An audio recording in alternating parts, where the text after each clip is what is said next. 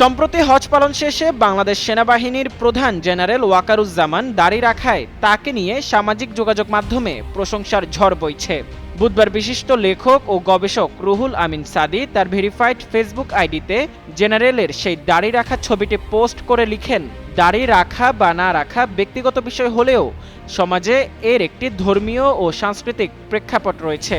তার ভাষ্য অনুযায়ী দীর্ঘদিন সেনার দায়িত্বে থেকে এমন প্রকাশ্য পরিবর্তন অনেকে ইতিবাচক উদাহরণ হিসেবে দেখছেন। তিনি পোস্টে আরও লিখেন, রাঁধুনি মেজবানি মাংসে মশলা থাকলে আসল মেজবানি রান্না কোনো ব্যাপারই না। এই দাড়ির জন্য দেশে কত মানুষ গুম হয়েছেন, জঙ্গি ট্যাগ খেয়েছেন, গ্রেফতার হয়েছেন, সেই তালিকা অনেক লম্বা। এমন একটি দেশের সেনাপ্রধান যদি দাড়ি রাখেন, আমি একে সেলুট জানাই। আল্লাহ উনাকে কবুল করুন।